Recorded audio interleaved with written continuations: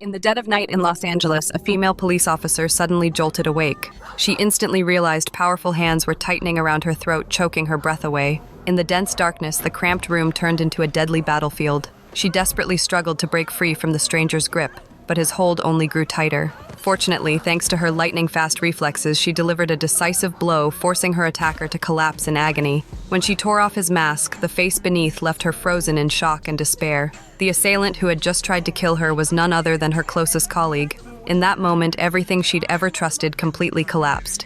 Yet this was merely the beginning of a sinister conspiracy far more horrifying than she could ever imagine. To uncover the truth, she would have to pay the highest price possible because her true enemy wasn't just lurking outside but was hidden deep within the Los Angeles police force itself. A ruthless psychological battle was about to erupt, and she had no way back. To understand this, we need to start from the beginning. One night, Ballard pursued a black male suspect. A fierce gunfight broke out between them. By the time Lamar arrived, Ballard had already successfully subdued the suspect. Lamar casually joked that they would now be safer. Ballard, however, replied coolly that Lamar might be overly optimistic. The very next day, instead of taking paid leave like other officers usually did after a shootout, Ballard immediately dove into the next cold case investigation. The members of the cold case unit included Ballard Lamar, a woman affectionately known as Big Sis, a businessman named Ted, and an intern named Emma. Ballard decided to investigate a cold case nicknamed John Doe, involving an unidentified victim shot to death.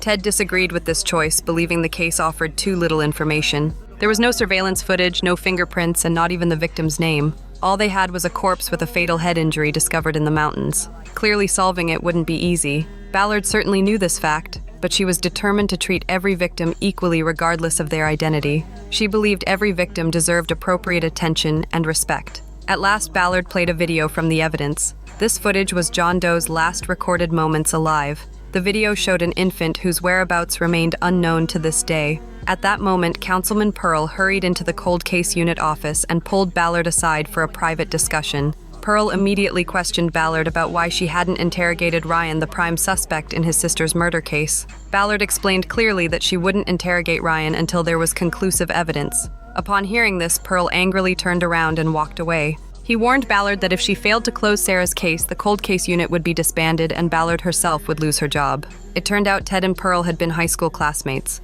Pearl had placed Ted in the unit specifically to keep an eye on Ballard. Ballard could actually understand Pearl's emotions. His sister had been brutally murdered so naturally as her older brother, he urgently wanted the culprit caught. Later that night, Ballard went to a nightclub. The security guard at the entrance was a former detective named Parker, who previously handled the John Doe case. Ballard informed Parker that she was reopening the investigation and hoped Parker could provide some useful clues. Only then did Parker agree to talk. Parker revealed to Ballard that someone in the LAPD was covering something up.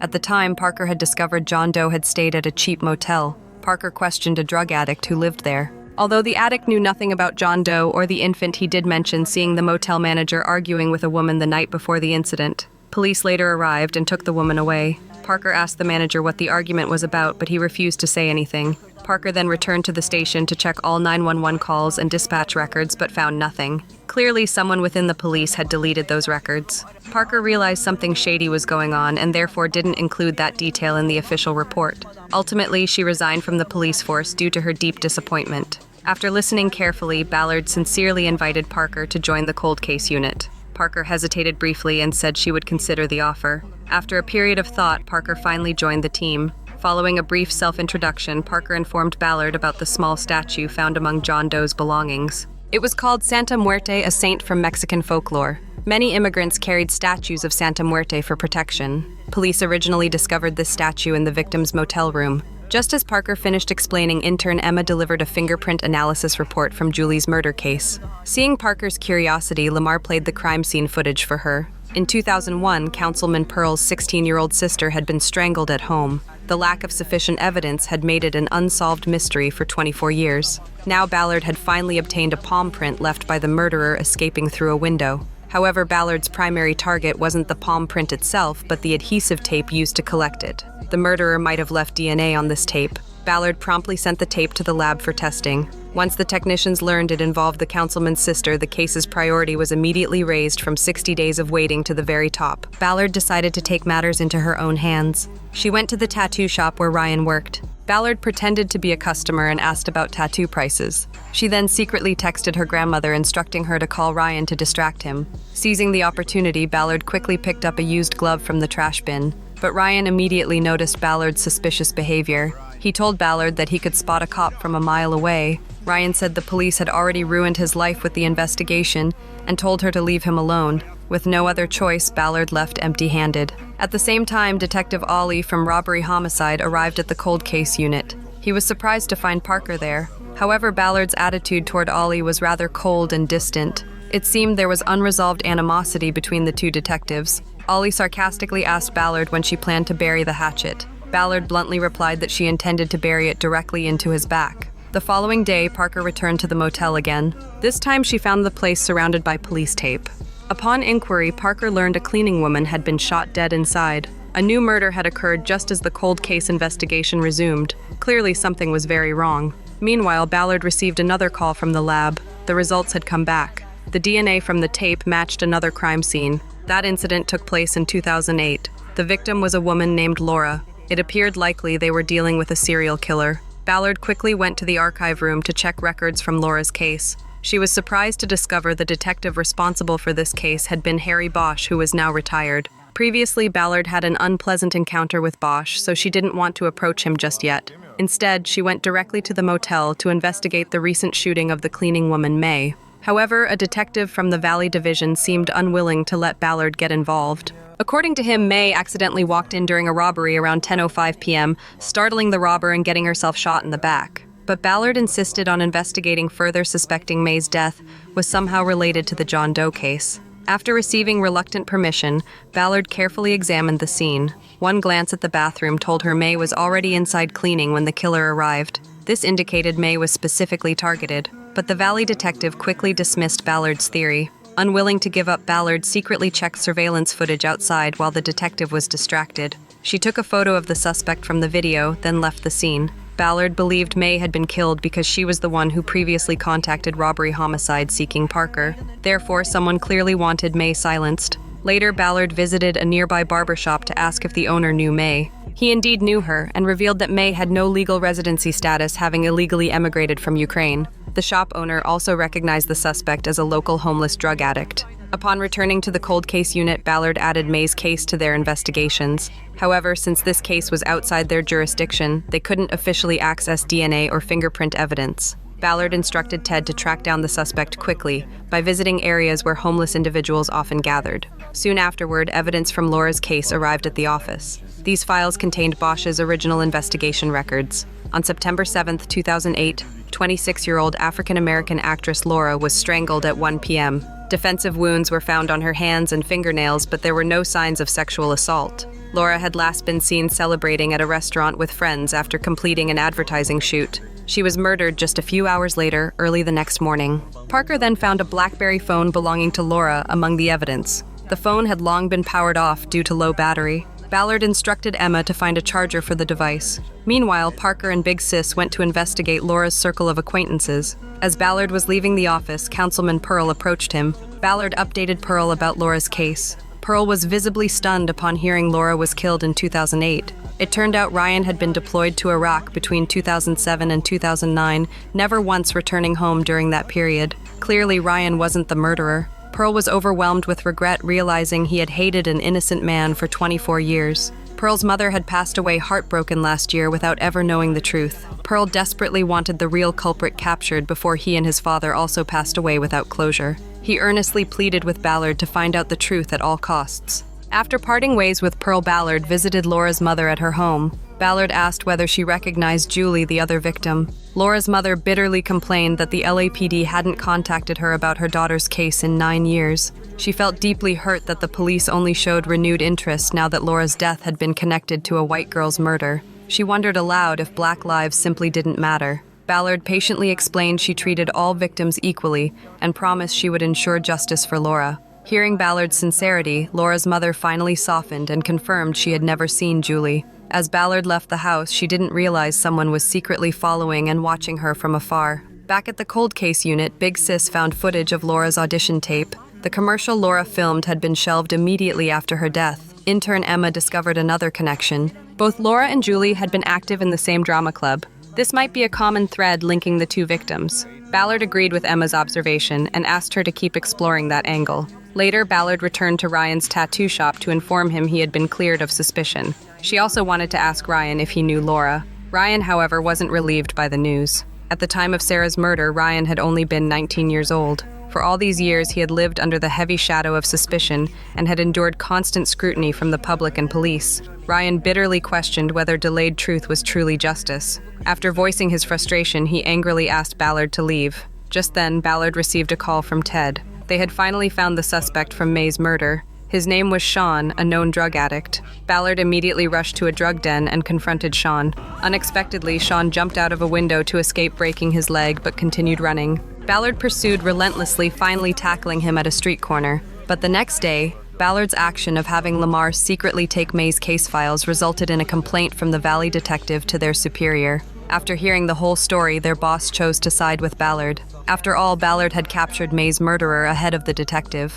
Rather than reprimanding her, the superior officially transferred May's case to Ballard's team. Once the Valley detective left, the superior privately reminded Ballard the evidence against Sean was thin. Without additional evidence, Sean would need to confess directly to secure a conviction. Following this, Ballard visited the Forensic Science Center, asking her old friend Mike to expedite a ballistic analysis. She then rushed to LA County Hospital to brief Parker on recent developments. Ballard understood that taking May's case away from the Valley detective would make her enemies in the department. Therefore, she urgently needed Sean to confess. Ballard and Parker then entered Sean's hospital room to question him. To their frustration, Sean insisted he hadn't fired the gun. He claimed the $600 found in his pocket had been given to him by an unknown man. Ballard directly asked if this man had paid him to kill May. A nurse confirmed Sean was completely sober but mentioned his medical history included severe mental illness. Sean's erratic responses made Ballard and Parker realize someone was deliberately using Sean's unstable condition to commit murder. Ballard asked Sean where he'd discarded the murder weapon. Sean cryptically answered he'd planted the gun, which grew into a rose garden. Seeing no further useful information forthcoming, Ballard and Parker left the hospital and returned to the station. Just then, someone entirely unexpected arrived at the cold case unit. Retired Detective Harry Bosch had come specifically to speak with Ballard. Bosch informed Ballard that shortly after Laura's murder, her friend Adam reported seeing a suspicious blue van parked outside Laura's apartment. However, aside from this small detail, no other useful leads had emerged, causing the case to go cold. For years, Bosch felt regret over failing to close the case. Hearing Ballard had reopened the investigation, Bosch felt compelled to visit and provide what he remembered. He revealed that at the time, a man named Harmon had been a prime suspect. Harmon had been Laura's acting instructor. Although there was no clear motive, Harmon's alibi had always seemed suspicious. Harmon claimed he'd been out with Adam that evening. Curiously, Adam's and Harmon's alibis were identical word for word, suggesting they'd rehearsed their statements together. After hearing Bosch's explanation, Ballard immediately remembered Julie had also been involved in acting. Perhaps Harmon had been Julie's teacher too. At that very moment, Ballard received a call from Parker. Parker had followed Sean's vague clue and discovered the discarded gun hidden beneath a mural depicting roses. It turned out to be a 6-shot revolver.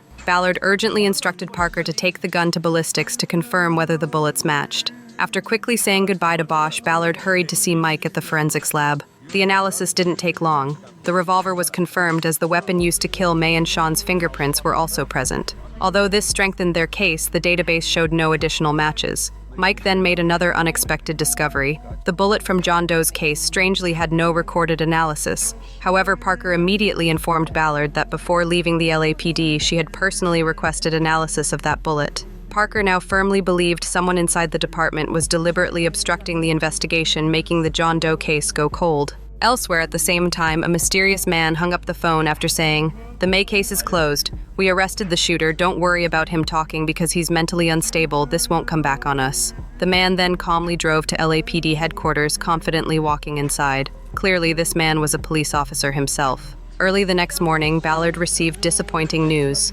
Acting instructor Harmon, the primary suspect, had died from a heart attack 2 years earlier. Without definitive evidence, they couldn't justify exhuming his body to collect DNA. Just then, another complicated situation arose. A young woman named Luna was publicly claiming online that her brother hadn't died accidentally, but had actually been murdered. Her statements had sparked significant attention, placing immense pressure on the LAPD. Luna's brother fell from a balcony at his fraternity house in 2006. At the time, the cause of death had been labeled undetermined. However, Luna was certain fraternity members were involved. Ballard's supervisor ordered her to prioritize this case, promising to manage any objections from Councilman Pearl. Ballard began by interviewing Luna. Luna described how fraternity members often pressured her brother into drinking until he lost consciousness. Following his death, the fraternity members suspiciously maintained a united silence. Luna firmly believed her brother's death was no accident. After concluding the interview, Ballard returned to review case details with her team. Blood tests showed the deceased had a blood alcohol level of 0.18, clearly supporting an accidental fall scenario. However, records mentioned a heated argument occurred between Luna's brother and some fraternity members just hours before his death. The dispute reportedly involved jealousy over a girl. Ballard carefully reviewed the autopsy report. Apart from injuries from the fall, she noticed Luna's brother had a detached retina in his left eye. Such an injury couldn't have resulted from falling. Clearly, he'd been assaulted beforehand. Before Ballard could continue reviewing evidence, Parker urgently called her to the evidence room. Since Parker was no longer officially a police officer, Ballard had to personally request the bullet from the John Doe case. Surprisingly, the clerk informed them that the bullet had been destroyed 5 years earlier. However, the clerk offered to find the disposal authorization document, though this would take some time. Returning to the cold case unit, Ballard's team had uncovered new information. 3 fraternity members suspected of involvement in Luna's brother's death had returned to town for a reunion at a resort. Ballard and Lamar immediately went there to question them. Although all 3 provided identical statements, the detectives sensed they were hiding something. The key was to identify the weakest link among them. After carefully analyzing their backgrounds, Ballard noticed Joey appeared far less successful compared to his peers. Sensing vulnerability, she decided Joey would be their best chance for a breakthrough. Ballard took Ted with her this time since he knew more about fraternity culture. During questioning, Ballard bluntly told Joey his fraternity brothers would readily sacrifice him to protect their own reputations and careers. Cornered by this tactic, Joey quickly confessed. Joey revealed after Luna's brother fell to his death, the fraternity members secretly took a notebook from beside his body. The notebook contained secrets about the fraternity. Ballard immediately realized the detached retina injury had likely been caused by this notebook. Following Joey's directions, Ballard located the hidden notebook.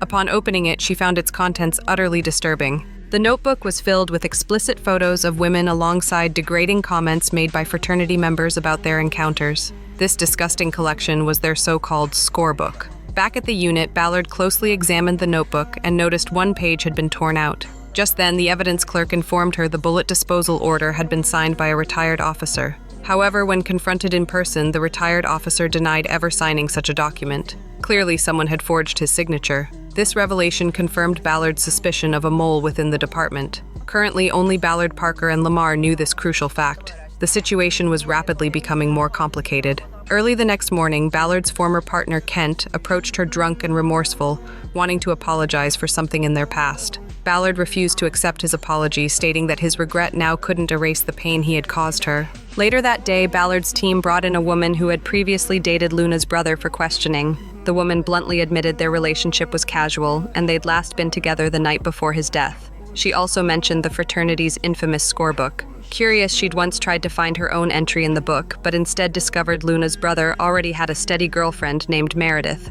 He had written derogatory comments about Meredith's performance in bed, cruelly nicknaming her Sushi due to her supposed lack of enthusiasm. Ballard quickly handed the woman the scorebook and asked her to find Meredith's page. She couldn't locate it, confirming the missing page belonged to Meredith. The team immediately summoned Meredith for questioning. Meredith confessed that her relationship with Luna's brother had deeply hurt her, preventing her from ever trusting someone again. Even at nearly 40, she remained alone and traumatized. Meredith bitterly explained how women always bore the pain, shame, and damaged reputations after such relationships, while the men faced no consequences. Moved by Ballard's sincere compassion, Meredith finally broke down and admitted the truth. Luna's brother had been Meredith's first love. She genuinely cared for him, but after discovering the notebook, he felt no remorse, instead blaming her for damaging the fraternity's treasured record by tearing out her page. Enraged by his callousness, Meredith threw the notebook at him. During their struggle, she deliberately pushed him, causing him to fall from the balcony. This was how the nearly 20-year-old case was finally solved.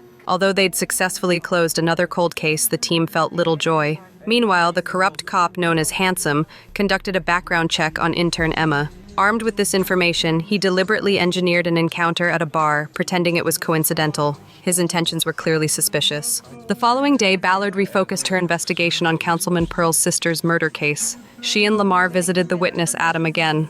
Initially, they suspected Adam had fabricated Harmon's alibi due to something sinister. After careful questioning, Adam revealed the real reason he'd lied was to cover Harmon's secret relationship with his gay lover. Adam provided another critical clue. On the night of Laura's murder, he saw a blue van with a license plate starting with the number 4 parked outside her home. Adam later recognized a similar vehicle driven by his brother-in-law, realizing it was a Ford model. With this information, the pool of suspect vehicles narrowed significantly, leaving only 378 vehicles to check. Meanwhile, intern Emma also brought encouraging news. Her classmate had created a detailed 3D model replicating the destroyed bullet from the John Doe case. Ballard hoped firearms experts could compare this model against other cases. The entire team immediately focused on tracing those vehicles. Shortly afterward, Big Sis made another breakthrough. She discovered a similar murder case had occurred in Las Vegas in 1998 involving a blue Ford van. Like previous victims, this woman had also been strangled in bed. Big Sis suggested contacting Vegas PD to request the files.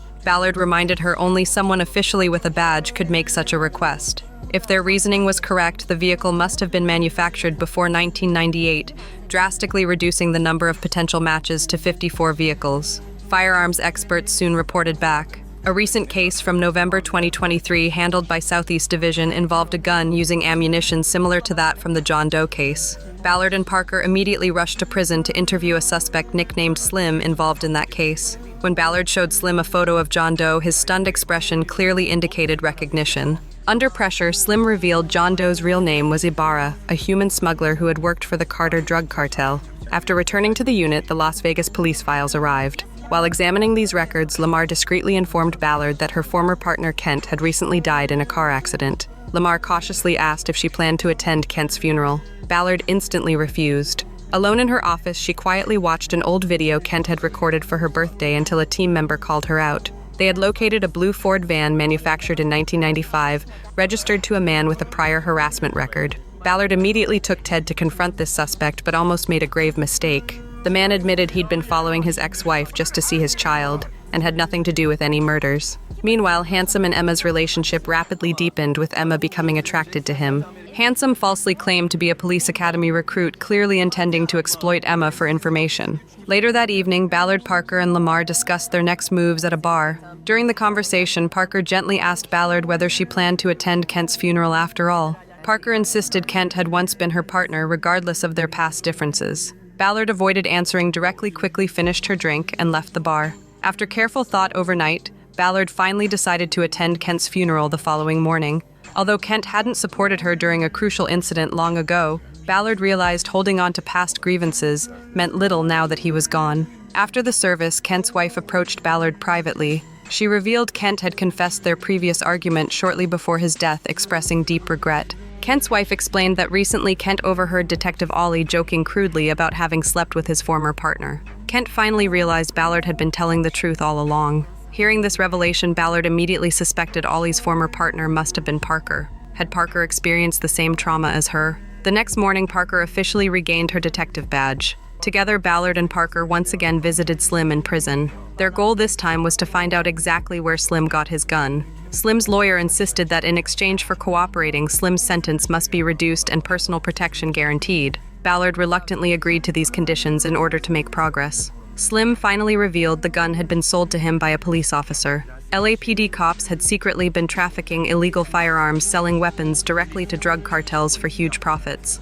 Not just guns, but the police were also deeply involved in drug transactions. Slim recalled the officer who sold him the gun was a white man in his 40s. Following Slim's description, Ballard quickly narrowed down a list of potential suspects and asked Slim to identify the culprit. Eventually, Slim pointed out an officer named Anthony Driscoll, who had resigned from LAPD in 2022 amid allegations involving illegal narcotics. After a long and complicated investigation, they had finally found a promising lead. Once Lamar left, Parker asked Ballard to clarify something personal. Parker felt certain Detective Ollie had done something harmful to her in the past, but her memories remained vague. She remained troubled and suspicious, especially after noticing Ballard seemed to share a similar experience. Ballard finally disclosed what had happened. Ballard explained that previously she had attempted to report Ollie for assaulting her. At the time, Ballard's partner Kent didn't believe her and failed to back up her claims. Consequently, Ollie escaped punishment. Hearing this, Parker's suspicions were painfully confirmed. Meanwhile, Anthony Driscoll called Handsome to check his progress infiltrating intern Emma. It turned out Handsome had been working under Driscoll's orders all along. After hanging up, Driscoll drove to the same cheap motel previously linked to multiple crimes. He delivered more firearms to the drug cartel there. As Driscoll casually entered the bathroom, he saw a familiar figure lying in the bathtub. It was none other than Slim, who had just been released from prison. Slim had been brought here specifically by Driscoll the previous day. Driscoll coldly warned Slim again to keep quiet. The next day, after intensive elimination, Ballard's team reduced the list of blue Ford vans down to just 4 vehicles, all officially scrapped. Big Sis, however, had an instinctive feeling about vehicle number 53 from their original list. This van had been scrapped in 2009, previously registered to a woman named Jenny. Ballard personally took charge of investigating this van while the rest of the team checked the other 3 vehicles. Ballard and Parker soon visited Jenny at her home. Jenny explained her abusive ex-husband, Mike, had run away 30 years ago with another woman taking the van with him. Rather than feeling worried, Jenny had felt liberated after he left, which was why she'd never reported the van stolen. Unfortunately, Jenny had discarded all of Mike's belongings, making DNA verification impossible. Their only hope now was Jenny and Mike's child. Upon returning to the office, the team discovered the woman Mike had eloped with had been missing for 28 years. Her parents had filed a police report in 1997, completely unaware of her relationship with Mike. Ballard realized this woman was likely another of Mike's victims. Mike had carefully covered his tracks and effectively vanished after 1997, leaving no trace. It became clear that locating the blue Ford van was their crucial remaining lead. Soon after, Jenny and Mike's daughter arrived at the cold case unit, providing DNA samples. To ensure nothing went wrong, Parker personally delivered the samples to forensics. Lamar, meanwhile, thoroughly investigated Driscoll's activities, discovering he had taken 3 months off in 2020. Lamar immediately informed Ballard of this suspicious leave. During that exact period, LAPD had dismantled a major local drug operation. Driscoll's time off precisely coincided with that event. Ballard speculated Driscoll had deliberately sabotaged the operation to protect the cartel. To confirm this suspicion, Ballard and Lamar decided they needed more solid evidence, particularly Driscoll's whereabouts on the day Ibarra was murdered. After Lamar left, Parker asked Ballard to discuss Detective Ollie again. Ballard invited Parker to her home. After dinner and drinks, Ballard revealed her traumatic experience with Ollie in detail. Ollie had drugged Ballard, then tried to take her home under false pretenses. Hearing Ballard's story, Parker gradually remembered her own experience. Ollie's method had been nearly identical. The key difference was that Ollie had failed to assault Ballard but succeeded with Parker. Parker became emotionally distressed by this realization. Ballard gently comforted Parker, reminding her the blame belonged entirely to their attacker. The next day, Lamar discovered a crucial detail. Records showed that on the day Ibarra was killed, Driscoll had signed into the 106th Precinct station, providing himself an alibi. However, Ballard felt uneasy about this information and decided to verify it personally. To avoid alerting Driscoll, she quietly asked a trusted friend to help. As expected, Driscoll's name was completely absent from the witness list that day. Clearly, Driscoll had fabricated his alibi. Ballard now firmly concluded Driscoll had murdered Ibarra. Meanwhile, Big Sis uncovered another critical clue. She traced where Jenny's blue Ford van had been scrapped and immediately rushed to the scrapyard with Ted. After tirelessly searching through piles of scrap records, they finally found the van's documentation. The records indicated the van had been towed from a storage warehouse. Without delay, Big Sis and Ted hurried to the warehouse management office. Staff confirmed the storage unit was indeed rented by a man named Mike, who still maintained the lease up to the present day. Ballard quickly obtained a search warrant and rushed to the warehouse along with additional backup. Upon breaking open the door, they found shelves filled with numerous cardboard boxes. Ballard carefully opened each box and discovered personal belongings clearly taken from various women. Finally, she found an item belonging specifically to Julie. Ballard immediately realized the chilling truth. Mike had kept a souvenir from each victim he'd murdered. Judging by the number of boxes, he had likely killed dozens of women. With that, Ballard's team concluded their investigation from episodes 1 through 5. As a spin-off of the Bosch series, Ballard continued the realistic and gritty style of the original. However, multiple storylines had been intertwined across these initial episodes, resulting in a somewhat complex narrative. Viewers would need careful attention to follow the plot, but this complexity also enhanced the show's overall appeal. Now it remained to be seen whether the remaining 5 episodes would deliver a satisfying conclusion. That's all for today's video. Thank you everyone for watching. Your likes, comments, and subscriptions are our biggest encouragement. In the end, after relentless pursuits and an unending psychological battle, Ballard finally exposed the horrific crimes hidden within the Los Angeles Police Department. Mike, the cold-blooded killer who had spread terror for decades, ultimately faced justice. Yet as the light of truth finally shone, Ballard realized her faith in justice would never again be as complete as before. Standing silently in the room filled with souvenirs from countless victims, she felt an overwhelming sense of loss, haunted by the realization that justice always comes at an invisible cost. Somewhere out there, darkness continued to silently exist, waiting patiently to consume those who falter. As Ballard closed this case deep in her heart, she understood her fight for justice would never truly end. In my opinion, this is an exceptionally thrilling and captivating crime drama, meticulously crafted from its storyline to the complex psychological development of its characters. The film not only authentically explores the dark side of law enforcement, but also profoundly reflects the inner struggles each person faces when standing on the fragile boundary between good and evil. Particularly impressive is the character Ballard vividly portrayed as strong and determined yet wounded and lonely. This is undoubtedly a must-watch film not merely for its dramatic suspense, but also for the powerful depth of the message it seeks to convey.